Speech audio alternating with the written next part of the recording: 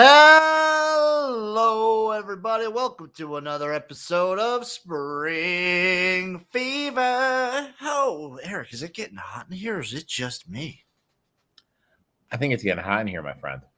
I think it is. As always, this is Spring Fever. I am XFL Jim. That is Eric, a.k.a. Uncle Rico. And we are brought to you by Royal Retros. Make sure you use the promo code Spring Fever. One word, all caps, for 10% off everything in store. If you're watching on YouTube, the link is in the description.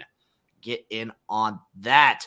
Eric, it's a pretty straightforward week this week. We got USFL, we got CFL. I will check throughout the show if we got X League. I don't remember if we're on an off week or an on week.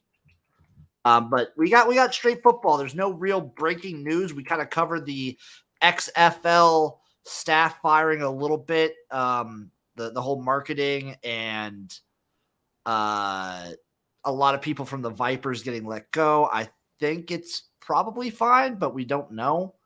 So we only talked about it because like the sales department and the marketing was like one of the weakest parts of the XFL this year. I know, but like I watched the gymnasium when you and Chase were talking about it, and I just wanted to add that they were fighting a no-win battle with what their stadium situation. That's basically what I'm going to say. I mean, you can still have a tailgate atmosphere. You can still have a tailgate atmosphere. You can do something. Yeah, I don't know, man. Like I feel like as soon as they kind of like found out that, we're going to struggle to find a stadium, they kind of just gave up on Vegas, which, you know what, that's fair. Do they move? I don't think so. I think you want the Vegas market too. Now, could you gamble on that game in Vegas? Yeah. I think Chase and I both did. We took the Defenders. Dude, look at you, dude. I think it's only like these newer markets that are new to sports betting that don't let you bet on like local teams. I know that's what Nebraska's going to do. You can't bet on Nebraska when they're playing in Nebraska. Only when they're playing in Nebraska. Michigan lets you bet wherever, whenever. Like they're like the Shakira, whenever, wherever. But Illinois, you cannot bet on the college teams. Iowa's like that too. Iowa, you can't bet on either Iowa team. Rutgers too. In New Jersey, you can't bet on Rutgers. That's weird. It's very weird. I wonder if Nebraska, I know they're doing some like professional volleyball league in Omaha. I wonder if they're going to let you bet on that. Go in there. God damn it, you little fuckers. Hey, it's going to be big. It's going to be big. It's going to be big. But we have USFL to talk about. We have CFL to talk about. Let's start with a little quick recap of week 8 of the USFL. Hey, Eric, I was talking about this with Chase. Is it crazy that the USFL is already on its last 2 weeks? I feel it kind of has blown by. It flew by. I also feel though that it kind of got lost in the mix a little bit. If that makes sense, like. Not for me, but Eric is more of I like how this is why this dichotomy of the show works so well, in my opinion, is I'm like the fanatic. I'm like the spring football, alternative football crack addict that can't get enough. And Eric is more of, you're just a general sports betting lover. Yeah. And so you bring a little bit of an outside perspective. So to you and to maybe the general public at large, got a little lost in the sauce with some other things going on. Yeah. Exactly. Maybe if the marketing department was a little bit better, maybe I would have known. I do think they've done a better job this year. But I mean, when it's like I tell a kid I coach, like if you play so shitty, you can only go up. It's fair. Year 1 for the USFL marketing, not great. I'm intrigued to see how much better they can market the championship game because it was awesome. The atmosphere was awesome when I went last year. But the city around did not get that a lot of play. But with the whole league playing in Canton all year, you got to think that they're marketing that better. Oh, a whole bunch better. Especially if by like an outside shot, we'll know after this week really. If an outside shot, if either the Maulers or the Generals get in because they're the quote unquote home team. Yeah, the Maulers or Generals get in, that'd be freaking awesome. I'm gonna say this though. it's not hard. Like the Tigers do this. The Tigers and the Red Wings have the same person that does this. They have this like 20-some-year-old girl, and she just sets up a little TikTok account and films the players coming in, Dude, and taking pictures.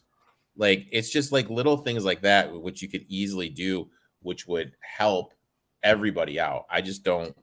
the I don't know. XFL was so good at it in 2020. I don't know what's changed for both of these leagues. They kind of like they had the perfect example set before them. And I talked about it with Chase, like the XFL seems a little bit more corporate this year. Not the biggest fan of that, but it is what it is. USFL, I think they're just playing everything as safe as possible and not trying to like go out and do. But Chase made Anything a like off point the about book. how it's like partnered with Walt Disney now. XFL, And yes. XFL, yeah. when you're with Walt Disney, you got to make sure you walk a line. You know what I mean? Because they are very, very, very corporate. So as much as I'd like the days of like them chugging beer and everything on the sidelines, because of the ties to Walt Disney, I don't think that's ever going to happen. I know. I can dream. A man can dream. I'll chug all the beer and all the seltzer for you. Just get a seltzer sponsorship again. I'm tired of not drinking seltzer. I'm tired. But Eric, it's time to do the recap. Game 1, we had the Gamblers versus the Maulers. The Gambies won it 20-19. The Maulers are in a precarious situation now. Also, just as a broad statement, there's only one team in the North now that can actually have a positive record. It's so bad. And I love it. So there's that. Maulers offense improving, but not at a pace that you would want. Gamblers just keep trudging along. They keep doing it. Is this a team that we have to think about investing a future in? Dude, it's so tough. So this is crazy that we're already into week 9 and now we're finally just getting playoff scenarios. There's actually only one team from the South that can lock up a playoff spot this week. I believe. Let me double check that. Yeah, there's only one team in the South that can lock up a playoff spot, and that's the Stallions. Every other team is going into week 9, week 10 with playoff aspirations. So it's now real quick. It's potential. I'd want to see what the number is, but there's potential there. Real quick. Tangent thought. So Skip Holtz has come into this. If he wins another title this year, do we think we see him make a step to another like back in college? Like a head coaching job somewhere, like in college football again? Or do you think he's pretty content with like, hey, you know what? I'm here. You know what? Stuff's going good.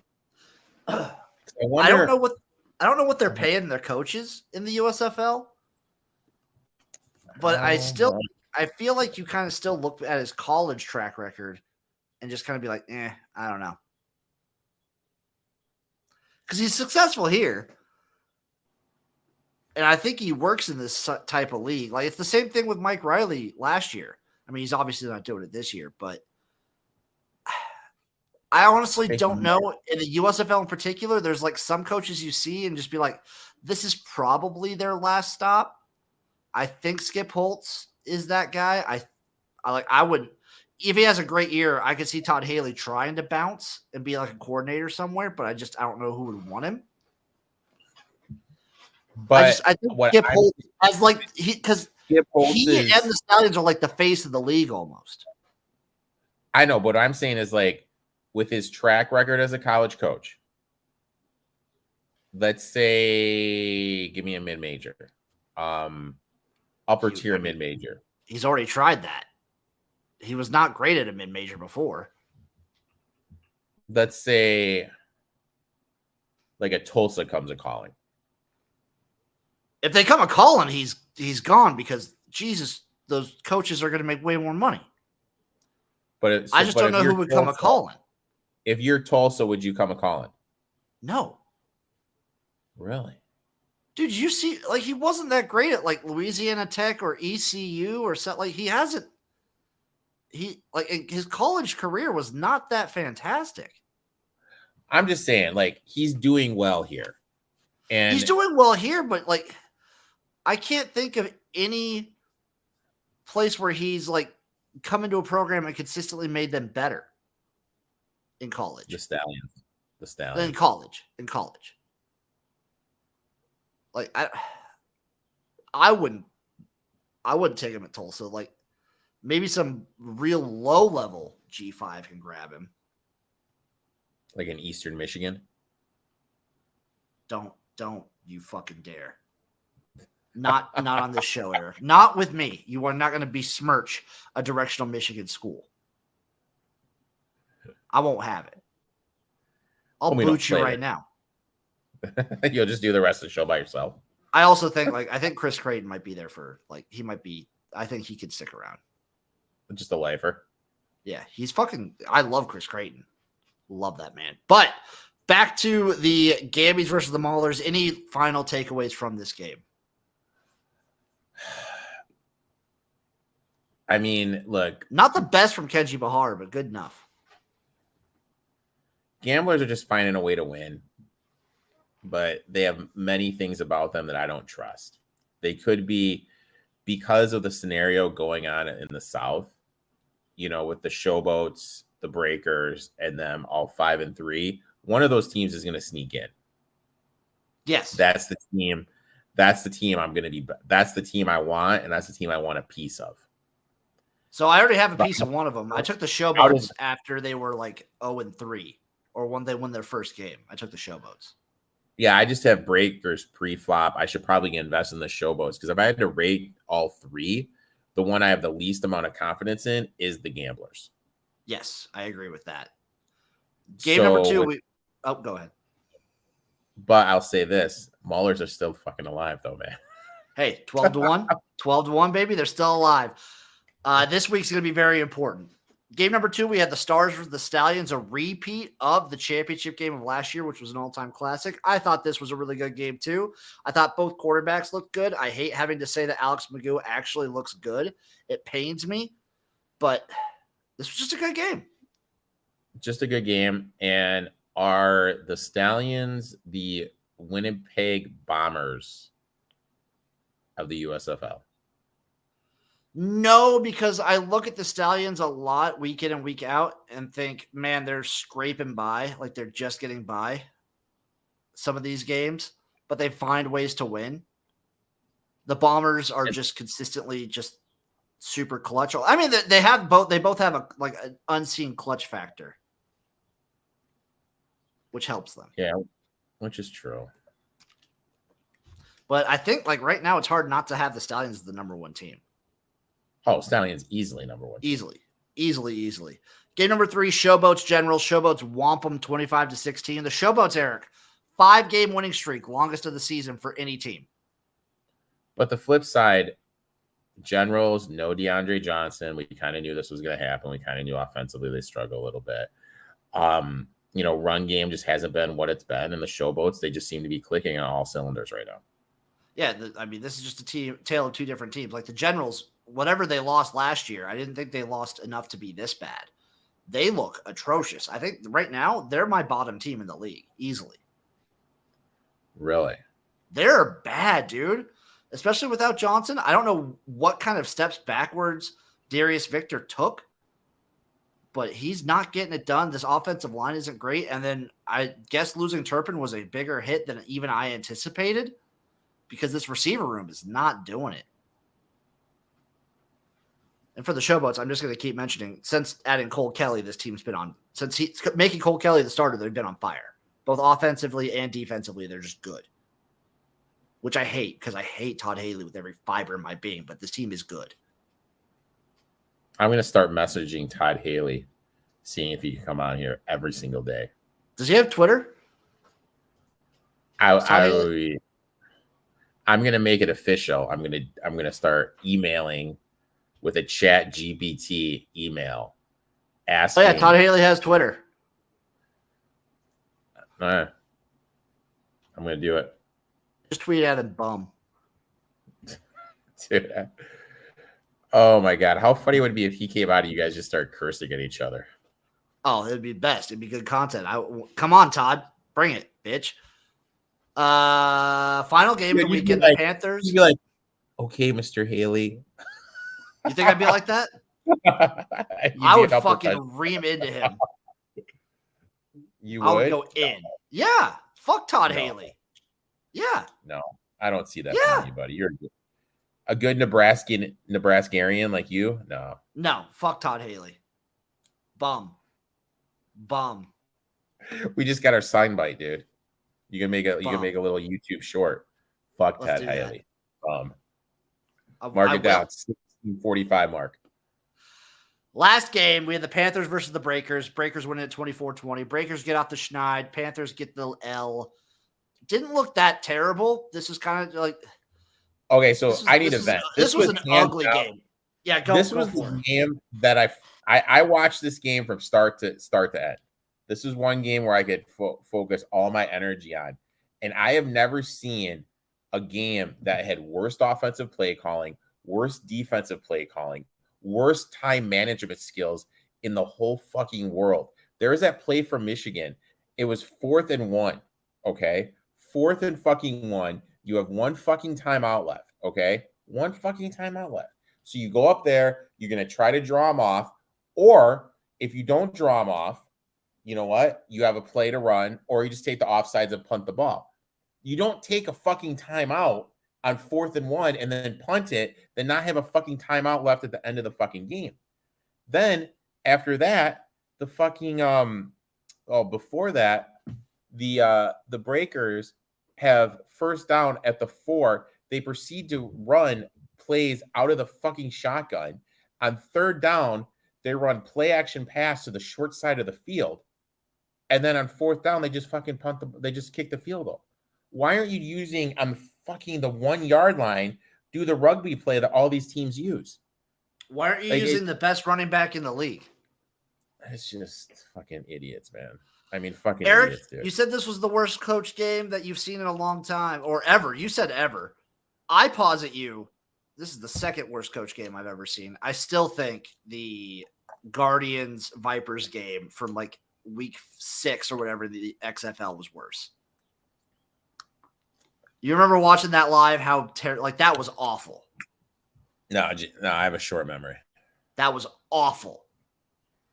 The game ended on a goddamn offensive penalty that just expired the clock. It might have just been me and Maddie. It might have been me and Maddie watching that one. I was laughing so hard. But Eric, now we're into the playoff scenarios. It's actually crazy. We got to week 9. No team is locked in a playoff spot yet. It just shows the parity of the league, my friend. It's been a crazy year for the USFL. So this week we have some scenarios. The Stars will clinch a playoff spot. The Stars are winning, they're in. If they beat the Generals this week, they're in. If the Panthers lose, the Stars automatically lock up first place in the North. If they win. So if the Stars win and the Panthers lose, the Stars automatically get first place. If the Stars win and the Panthers win, then the Panthers get a playoff spot. So the Panthers need the Stars to win. Okay, so here's my thing. So rewind this for me. Okay, so Stars are winning, they're in. Maulers win.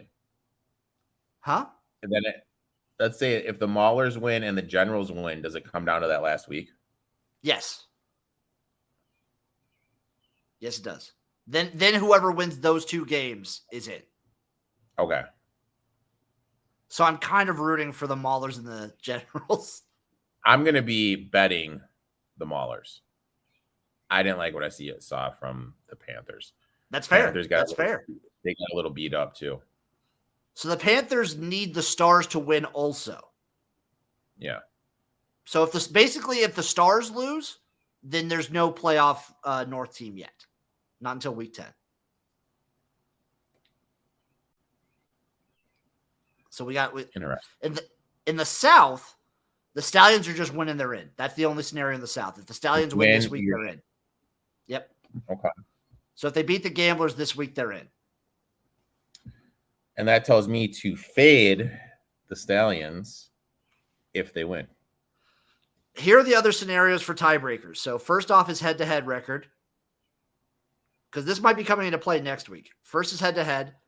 Number 2 is best win-loss percentage of games played within the division. 3 is strength of victory, which is aggregate win-loss percentage of teams defeated. 4th is the best net points in all games. 5 is the best net touchdowns in all games. And number 6, if it comes to that, is a coin toss. Okay. I know Chase is rooting for the coin toss. I would love a coin toss, dude. I think that'd be awesome. It'd be hilarious. It'd be like Friday Night Lights in the movie. So with the playoff scenarios in mind, here is week 9 of the USFL. Game number 1, we have the Panthers versus the Maulers. Panthers are -1, over under 4.5. This line has come down, Eric. It opened at 2.5. Give me the Maulers, baby. You taking the Maul straight up? Yep. Love it. I'm also on the Maulers straight up. I'm on the under 41.5 as well. Breakers Showboats. Showboats -1.5 also has come down. This, I think, was also -2.5. Over under 42.5. I'll take the Breakers. This one's tough. 1.5 is real slim. I'll take the breaks, dude. You know what? I think the Breakers heat up at the right moment. This kind of happened last year too, where it came down to the Tampa Bay Bandits and the Breakers last year after the Breakers had been slumping for a lot of the mid part of the season. Give me the Breakers straight up. I think they find themselves. Do it. Sunday. I'm also on the over in this one, over 42.5. Stallions, Gamblers. All these lines have come down. Right now, the Stallions are -3.5, over under 45.5. The Stallions did open up as a 4-point favorite. I want to fade the Stallions here.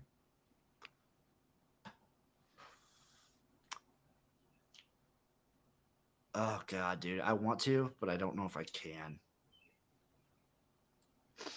Why not? Just because they've proven me wrong time and time again, and they look really good. Give me the Gamblers. Fake out. Give me the Gamblers +3.5. Give me the Gamblers straight up. I'm taking all dogs this week, I think. I love I'm on the over 45.5 in this one as well. Stars Generals to end the week. Stars -2, over under 44. Sorry, I was going to say I was taking all dogs. I think the Generals are in a real bad spot. Yeah. So I'm going to take the Stars here. This is good. This is the game. Like, so look, this is my mindset. So hypothetically, let's say the Panthers lose. Okay. Okay. The Stars are in, right? No. Stars have to win to get in the playoffs. Have to win, even if the Panthers lose. Yes. I love fading teams that have to win, Jim. I think so. I mean, that's what the playoff scenario says, but they do have – so they're at 4 losses. They could finish – the worst they could finish is what? What are they, 4-4 right now? The worst they can finish is 4-6. Other teams can finish 4-6 as well. Yeah, they're not locked in.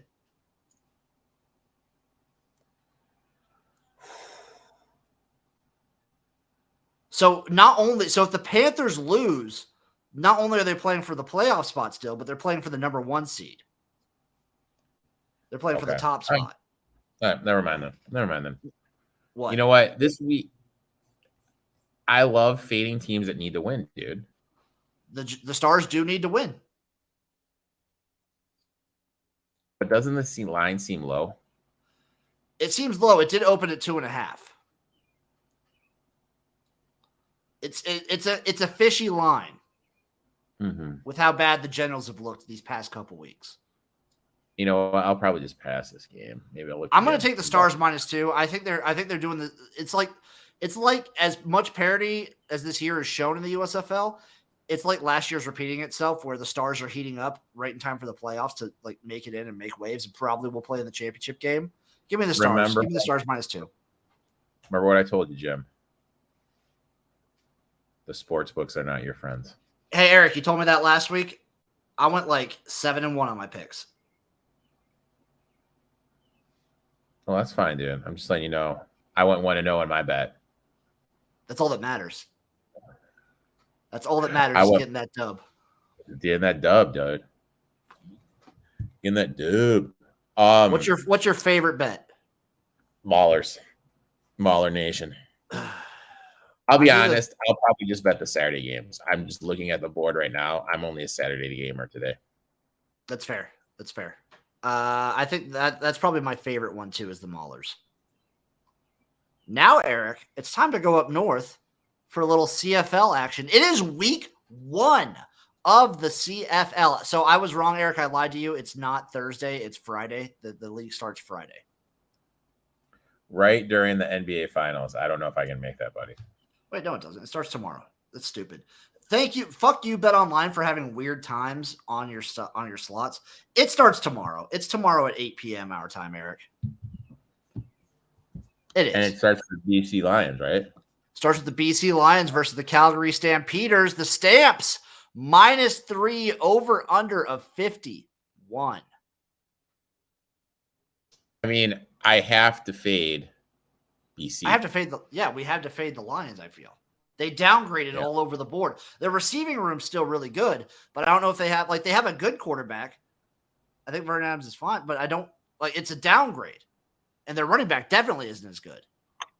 Yeah, Butler's gone. Rourke is gone. Give me the Stamps -3. I'll take the under 51 as well.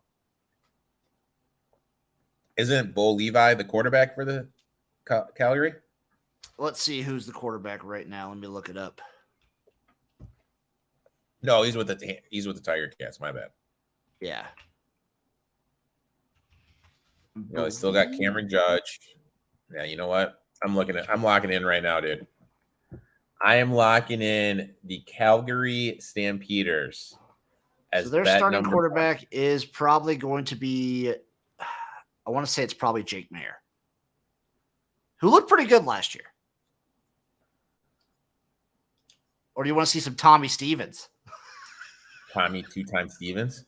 From fucking Penn State, baby. It's Jake Mayer. I like the Stamps. I like what the Stamps have at running back. I think they're more consistent. Give me the Stamps -3. Give me the under 51.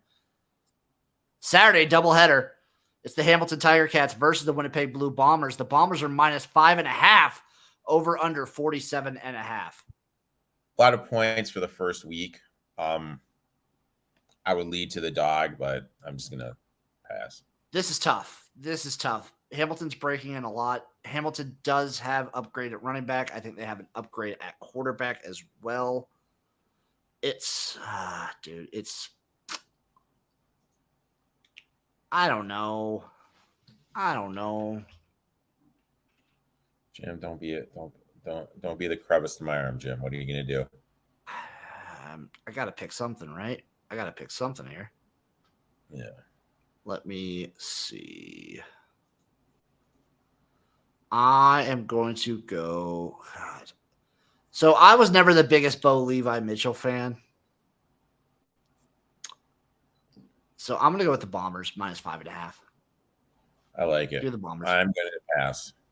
I'm not going to touch this total, though. If I had to lean one way, I'd lean towards the over 47.5, but I think that's mostly the Bombers. Ottawa Red Blacks versus the Montreal Alouettes. Alouettes are -2.5 over under 44. That's a tight spread, Eric. That's a tight spread. I want to take my Red Blacks, dude, to be honest. Masoli's back. Masoli is back. I want it. That's what I want. I'm looking in the market right now. That's what the kids call it. Seeing a 2.5. Yeah. Couple books are juiced though, so we could see a 3 in the market. I'm going to be on the Red Blacks, but I'm going to wait to see if I can get a 3. Do we see Caleb Evans or Cody Fajardo? I know Cody Fajardo's getting up there in air. We'll probably see Fajardo. I think Fajardo still has a little bit in the tank. I actually kind of like Montreal this year. I'm going to take the Alouettes minus the 2.5. There you go. The Saskatchewan Roughriders versus the Edmonton Elks. The Elks are minus 2.5 at home, over under 45. This is a system play, Eric. I keep playing it until it doesn't. Give me the Roughriders straight up. I don't care. I don't care. Who's gonna get a win first At home, at home? I trust the Red Blacks a little bit more, but the Elks have a lot. Like, the Elks have some tools. They have some weapons. I also like the over 45 in this one. I don't know. I'm gonna just keep, this is my system play. Give me the Rough Riders straight up until I'll be fine if it loses, because guess what? I've done it for weeks and weeks and weeks for 2 whole seasons now. You know what? You're just making an ROI. The Elks at home. Making that cheddar. They're not favorites very often. And when they are, guess what? I'm going to fade them. Give it to me. Give it to me, big dog. You know what I am going to give you, Eric? I'm going to give you something juicy real quick. Let me go to another sports book where I can make a little parlay action. So I'm going to give something juicy to the people. I'm going to do an 8-game parlay, Eric. An 8-game parlay. Mauler straight up. Breakers straight up. Oh, God. Over 45 in the Stallions Gamblers. Stars -2. Calgary -3. Over 47. No. -5.5 Blue Bombers. Alouettes -2.5. Rough Riders straight up. +21 190. Jesus. Throw a tenner on that, baby. Win $2,000. All right. This is my parlay. I'm gonna take the Maulers at even money. The Breakers at -105. Oh my God. The Okay, Eric, when you're done with Stampeders- that, I have something too. I found the something. Stampeders -3. The Red Blacks +125. And Saskatchewan +115. That comes out to +3,506. Jimbo, if you throw a tenner on that, you're making a cool 350. Eric, I also found something you're gonna love. I know it's at a book you hate, or maybe you're neutral or dislike. It's Bovada. Was it? Okay. But they have win totals. CFL win totals. Let me go through them real quick. BC Lions 9.5. Overs juiced to -130. Where are you finding these? CFL season props. All right. Dude, under. So that's even money. Stampeders over also 9.5. Over juiced to -130. I go to the Ove. Elks 6.5. Under. Over juiced to -125. I might take Under. that over. Tiger Cats 10.5. 18-game season. 18-game season, Eric. Under. Respect in the market for the Tiger Cats. Alouettes 7.5. I'm taking that under. over. I'm taking the over. Red Really? Blacks also 7.5. Over. Also, the Argonauts don't play week 1, which is a damn shame that the fucking last year's Grey Cup winner doesn't play week 1. Who scheduled that? That is kind of dumb, dude. Rough Riders 7.5. Give me the under. Yeah. Argonauts 9.5. I'll lean towards the over. Yeah. Highest on the board, Blue Bombers 12.5. Under. I'm going to go over, dude. I think they win like 14 games. But Really? also, Eric, not just that. They have who has the most passing yards. They have receiving yards. They have rushing yards. They have over-unders for every starting quarterback for yardage. Oh! They have outstanding player, rookie. Oh, my God. I'm putting the Rough Rider line is moving down to 1.5. So I had to hustle in to get it at 2.5.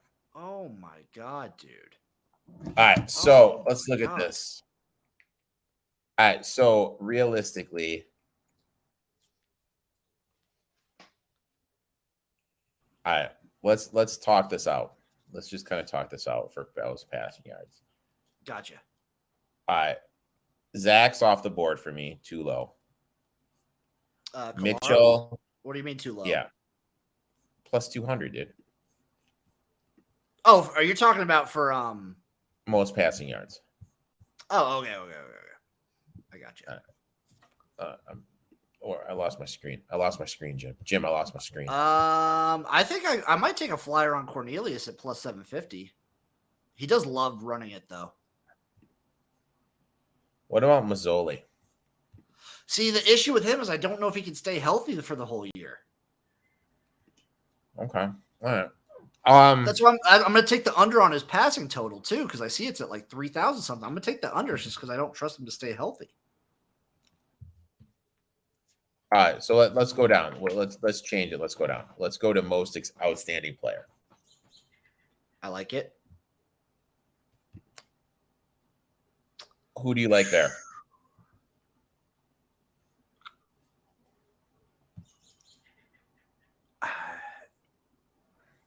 I don't hate Jake Mayer.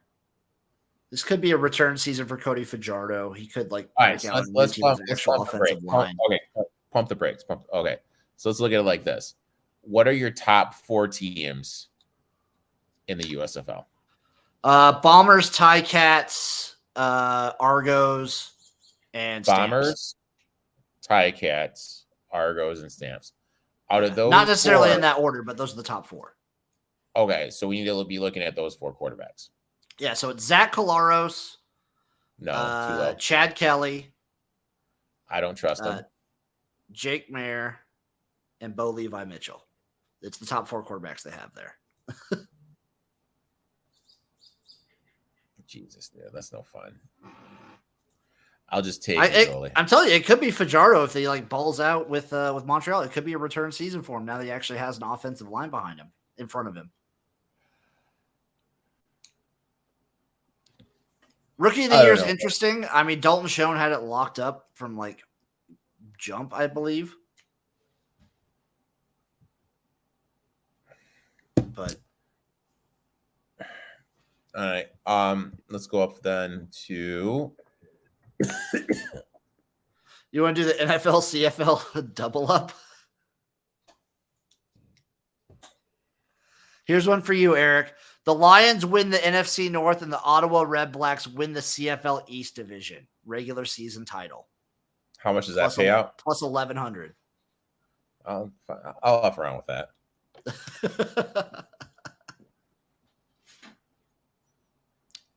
Lions reach the NFC Championship game and Toronto Argonauts reach the Grey Cup 16-1. I feel like that should be way bigger than 16-1. That should be way. That should be like 50-1. Correct.